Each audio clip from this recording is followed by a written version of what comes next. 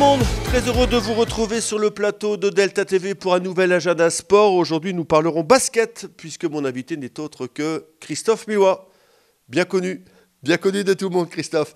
Bien évidemment, on parlera basket, on parlera de l'équipe première, puisqu'il est l'assistant coach également de Christian Monchot, mais on évoquera également les espoirs.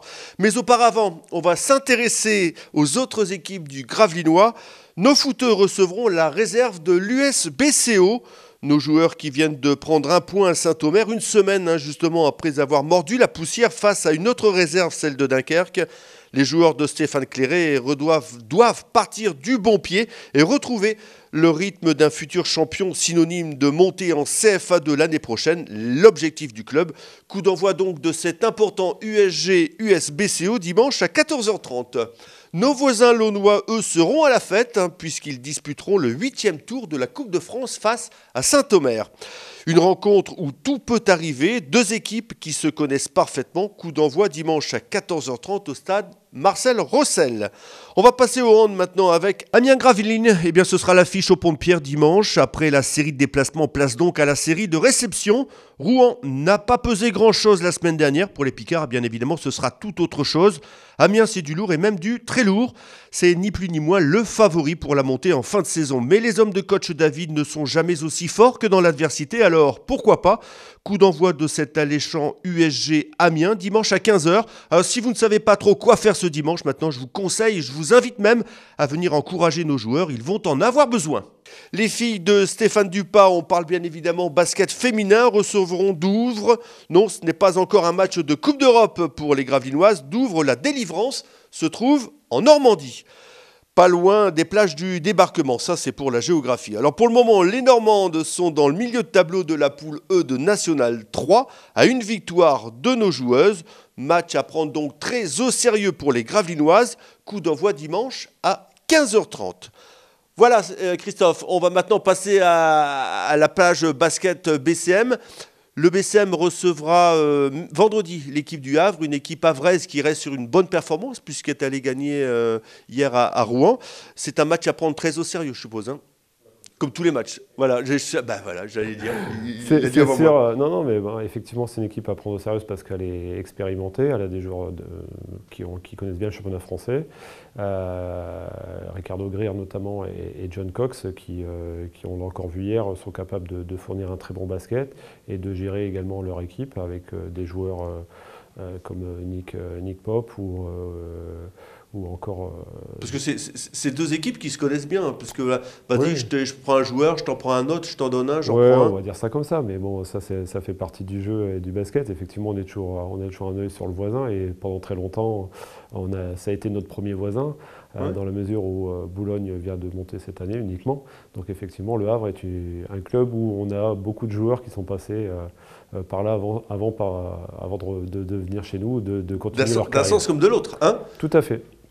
Alors, on ne va pas faire de bilan puisqu'on est à la 10e journée, c'est ça, ou 11e journée on va attaquer la 11e journée. C'est un classement conforme aux ambitions de départ ou vous êtes agréablement surpris par ce classement potentiel de l'équipe? Non, on est agréablement surpris. Une chose est sûre, c'est qu'on a sorti qu'on avait d'entrée un groupe assez travailleur, voire même très travailleur, un groupe... sur lequel on avait besoin de, nous, en tant qu'entraîneurs, prendre des repères.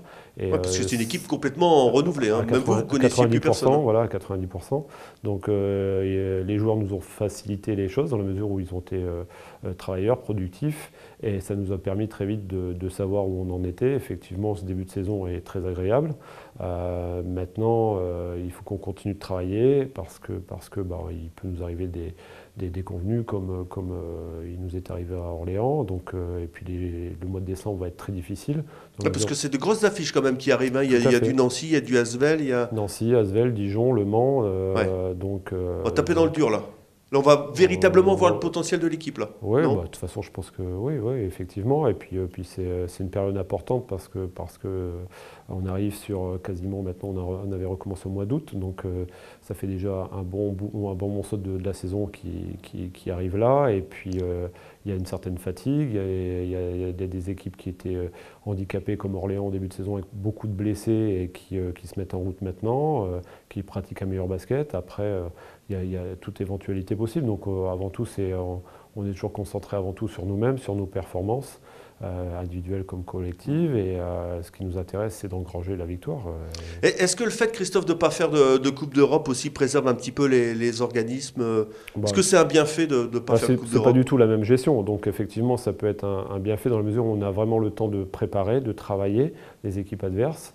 Le rythme qu'on avait connu jusqu'à présent, effectivement avec 2 matchs par semaine, la gestion est complètement différente, c'est-à-dire qu'on fait beaucoup de pré-tactiques. Vous scoutez beaucoup les équipes adverses sur vidéo? Là, oui. Puis on a le temps de les scouter, de trouver des solutions, ou d'essayer de trouver des solutions pour contrecarrer l'adversaire. Mais une chose est sûre, c'est que c'est pas quelque chose de négatif de ne pas la faire de Coupe d'Europe cette année. Ouais, pas de déplacement, tout ça. Voilà, financièrement, je ne vous cache pas que c'est aussi une économie. Et dans le contexte actuel, c'est pas néfaste du côté économique. Ouais, c'est sûr. Alors, on va parler un petit peu des espoirs. Les espoirs également. On va parler des espoirs en 2 mots. Hein. Oui, j'espère. Des espoirs avec une formation également là renouvelée dans les grandes largeurs. Hein. Non, ça suit son cours. Ça suit son cours parce que c'est déjà de la formation. Ouais, donc ça veut dire qu'il y a des garçons qui arrivent à terme au niveau de l'âge, mais il y a aussi des choix que l'on peut faire au niveau du staff par rapport à libérer certains garçons avant l'âge, dans la mesure où ce qu'on recherche et ce que moi je veux développer par rapport au centre de formation, c'est une constante de résultats et de formation. Donc ça veut dire qu'il faut qu'on se sépare de certains garçons pour leur donner la possibilité de réussir ailleurs ou d'avoir d'autres projets qu'avec nous. Mais par contre, nous, on doit en faire rentrer. Et ce qui est intéressant, c'est de continuer de tout faire pour essayer d'être sur le haut de tableau et d'être reconnu sur la formation française. On vient de loin pour venir au BCM? Maintenant, ça vient de partout, oui, même de l'étranger. Oui. Ouais. Donc, oui, on commence à récolter les fruits de 10 ans de travail, quoi. Donc voilà, le fait, après sur des centres de formation comme nous, le fait de gagner des titres, de faire des saisons exceptionnelles comme l'année dernière, ça permet de conforter le travail qui est fourni au quotidien, et ça permet aussi également que les gens aient un autre regard, ou surtout un regard curieux de ce qu'on peut faire pour arriver à ce niveau-là de pratique. Alors parmi les joueurs qui sont partis, il y en a qui s'éclatent comme de joyeux lutins là-bas. Il y a William Howard, ouais. qui a Denain, lui. Qui a Denain, qui a eu un projet très intéressant avec Jean-Christophe Prat et Monsieur Place, le président de Denain, où il y avait une volonté d'intégrer des jeunes afin de les faire jouer. Donc pour William, c'était vraiment quelque chose, un projet très intéressant, malgré qu'il ait eu d'autres projets.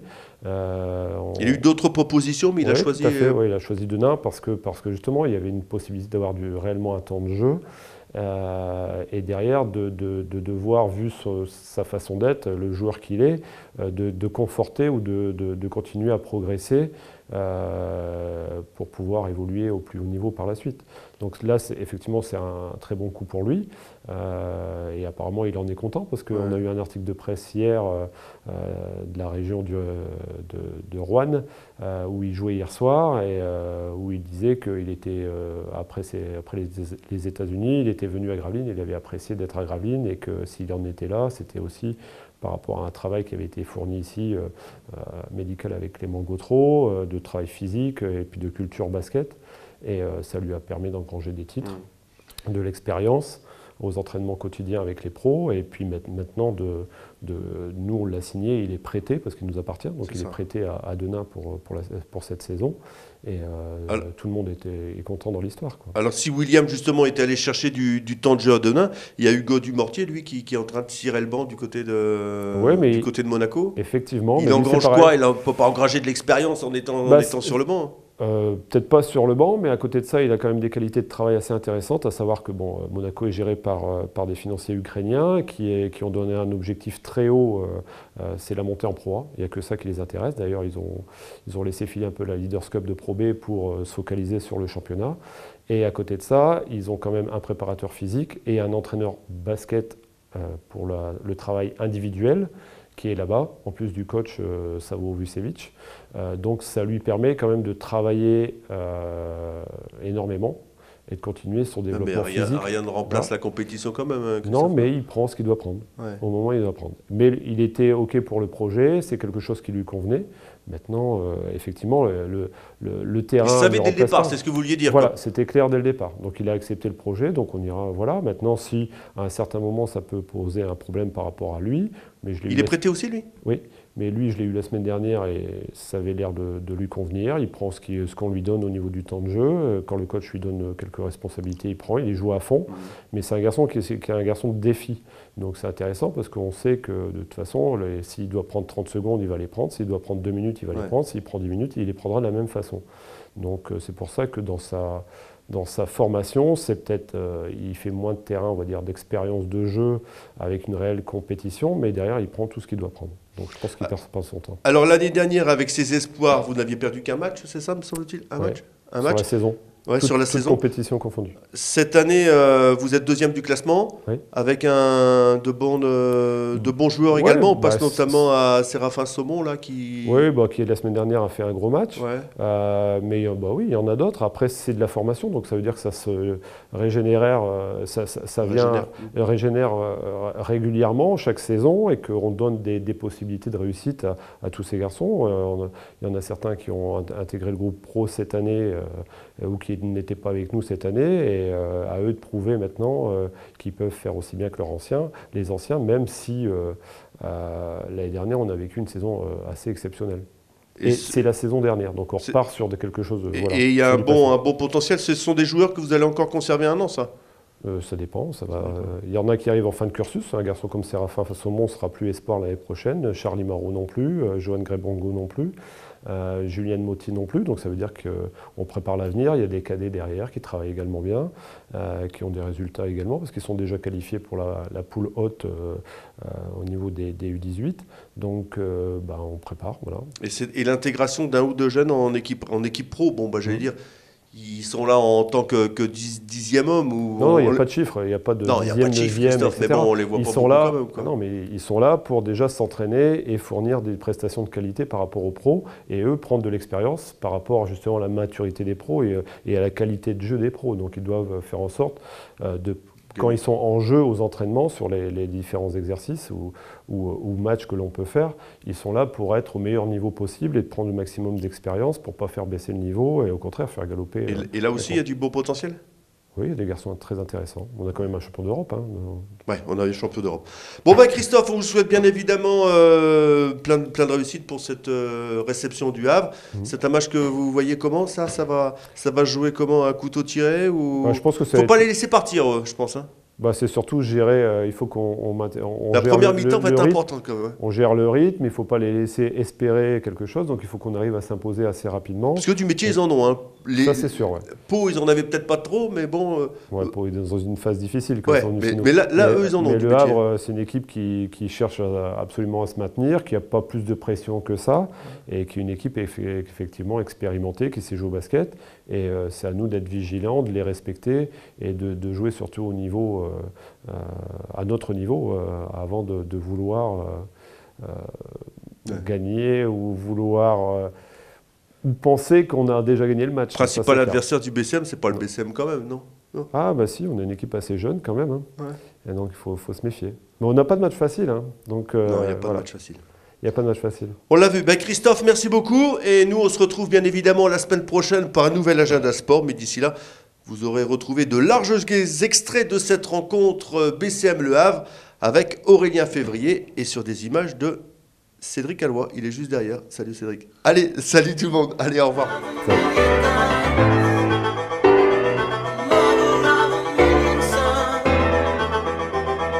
Salut.